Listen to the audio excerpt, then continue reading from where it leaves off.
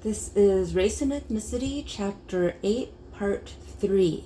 And I'm having some technological issues, surprise. And the video keeps on cutting out partway through, so this may be posted in, I don't know, 25-minute videos. So just warning you in advance. So actually come to slide 10, which begins and launches then part of the lecture that I think a lot of people are uncomfortable about simply because it is such a contentious issue in the United States. It always has been a contentious issue in the United States. It's only recently then that as a collective we are discussing it, and generally you're looking at some fairly unpleasant conversations surrounding it, and that issue is racism. Okay. Racism is a set of beliefs about the claimed superiority of one racial or ethnic group. So essentially all it is one group actually believing that they are superior to other groups. What happens in this case is it provides this very convenient excuse for inequality and the oppression of certain groups. And it used to be that this was always assumed that there was some kind of genetic component to the superiority of the group. We've moved away a little bit from that simply because science and technology has shown us that there are no genetic differences between the groups. But what you find is that racists most often do believe that there are these genetic differences. And in fact, you are basically looking at phenotypical genetic issues. That is what is physically displayed on your body, but everyone has the same body. 206 bones, they all have blood, etc., etc. And so this genetic argument has not really carried weight over time. Now, quite frequently in discussions of racism right now, I actually hear members of the dominant group, which are whites, actually argue, why do you make everything about race? In the United States, everything is about race. That is, the United States is founded on racism. It built itself through racism, and it still exists through racism. Okay. What a lot of people don't realize is that when the British invaders first came to the United States, they had a miserable time. If you guys have actually read about Jamestown or learned about Jamestown, all of those settlers couldn't deal with the climate. They couldn't deal with living in nature. They couldn't deal with any of it. It was a giant fiasco. They cannibalized each other, and most of them died. What happened at that point then is you saw that Americans actually devised a whole system where they would be able to subsist and then to profit off of this concept of racism. So obviously the land itself stolen through the massacre, genocide, and displacement of American Indians. I already said in the last part of the lecture that we went from a country that was 100% native to then one in which there are about 1% of American Indians. And what happened from that point then is that Americans actually imported slaves from Africa in order to basically build the country. America would not have been able to fund the American Revolution. We wouldn't even be a country if it had not been for the capital and for the money generated by the brutal enslavement of Black Americans, who did not choose to be Americans, but were rather forced to be Americans. What I think beyond the American Revolution, what people don't realize is that money actually went to kind of fund all sorts of stuff. That the money generated by the sales of cotton by the United States actually went on to generate income that allowed classical musicians like Haydn to create their classical music. Okay. What happened in this case is that most of our country then is founded on this concept of first and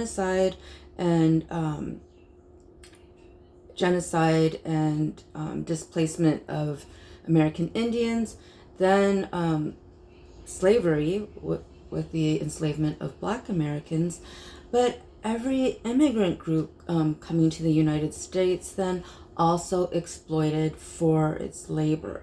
That is, Chinese Americans actually built the railroads that connected the east side of America to the west side of America. That is, we wouldn't have had any trade between the two coasts if it had not been for Chinese Americans. Mexican Americans then provided most of the agricultural labor and still do. And I mentioned this one because people don't really know this. With the Immigration Act of 1965, what America did at that time was, well, we didn't have enough engineers, technologists, people in math, all the STEM people. We didn't have that many, and the ones who were trained the best were all in East Asia at the time. So America basically allowed Asian Americans into the United States only if they were already college graduates, if they had been accepted to a graduate program in STEM, and if they promised to stay in the United States and work for America afterwards.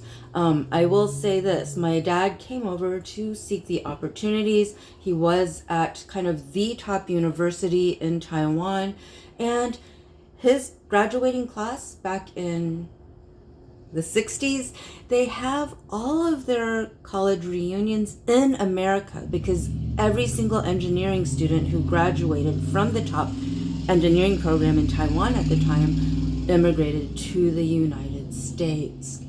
Why do I mention this? Because a lot of our infrastructure, the bridges, the roads, highways, etc., actually then created and designed by Asian American immigrants.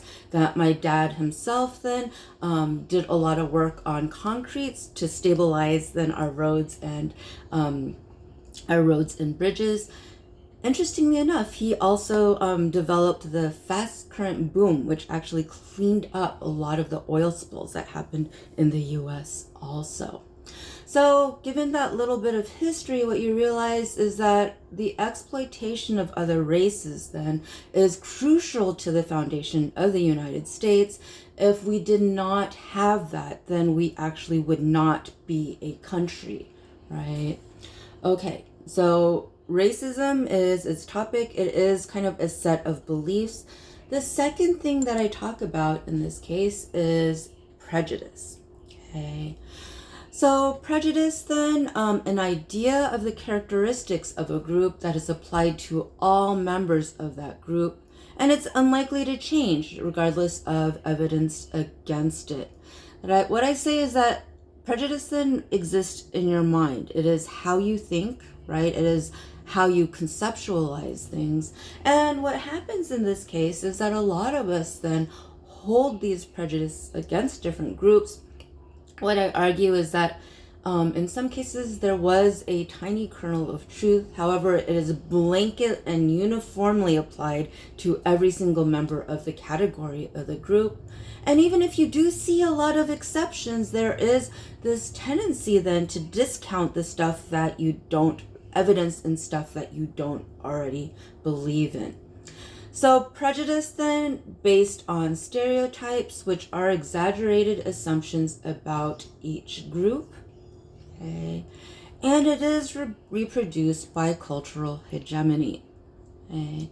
So prejudice then reproduced by cultural hegemony, that it doesn't come out of nowhere, that we actually see it then reflected in the world around us. And what happens in that case is that when there are people who don't have exposure to a diverse and multicultural cast of characters or even media representations, it is easier to kind of hold on to what you already assume about each group, okay?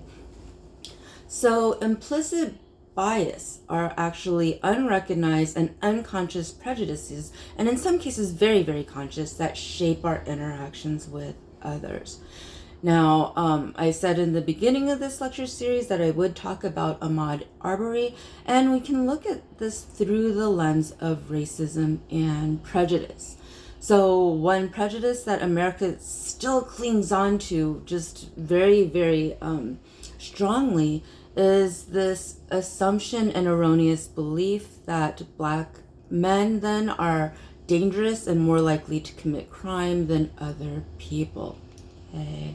And it is a false assumption. And what happens is that certain individuals have taken this idea and used it to justify attacking and murdering Black men who are going about their everyday business, right?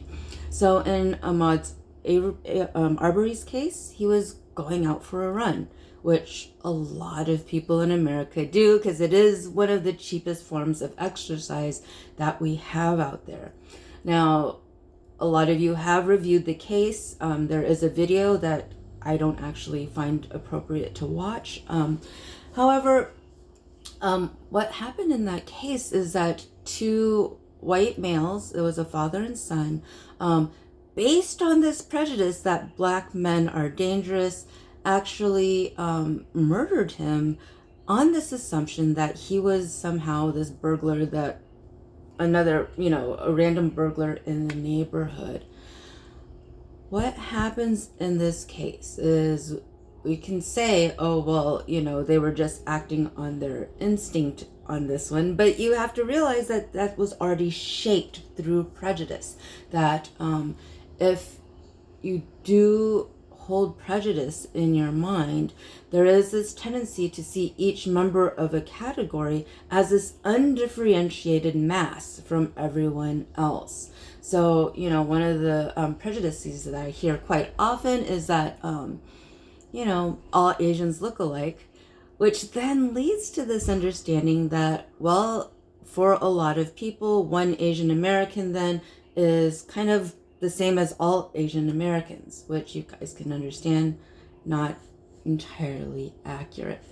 So prejudice then goes with the attitudes and thoughts that are in there, and based on stereotypes then, which are exaggerated assumptions about each group. Now, in some cases, there are kind of cultural components to it.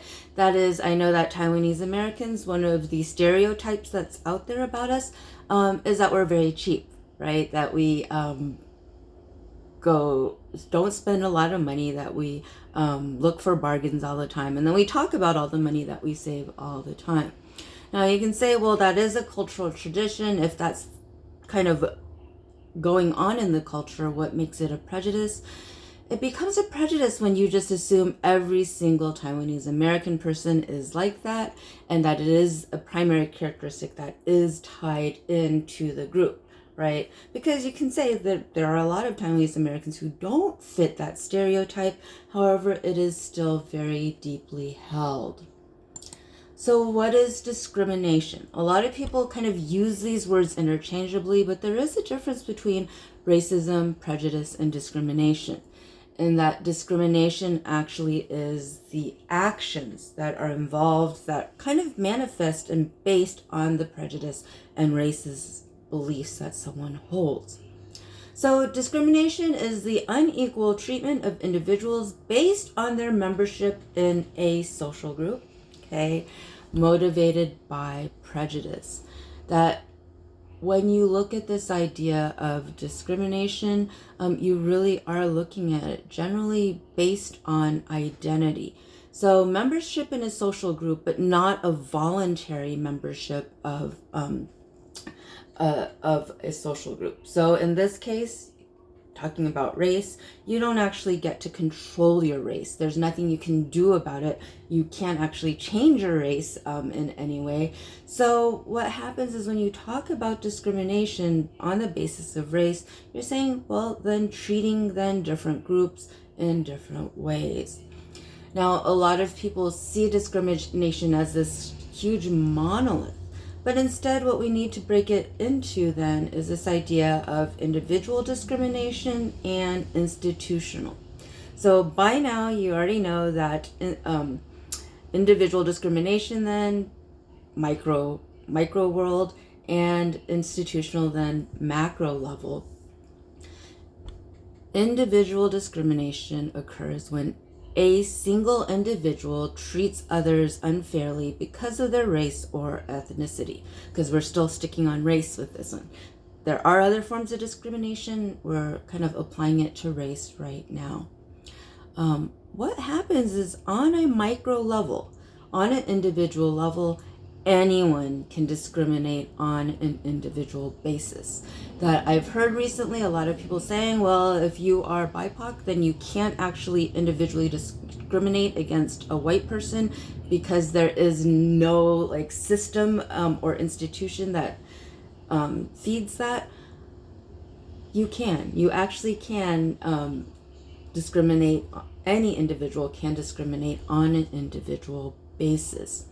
Where the difference come in then is when you look at institutional discrimination, and this is when institutions such as banks, schools, the federal government, the criminal justice system, the criminal justice, especially cops right now, treat groups differently. So we're looking at micro versus macro.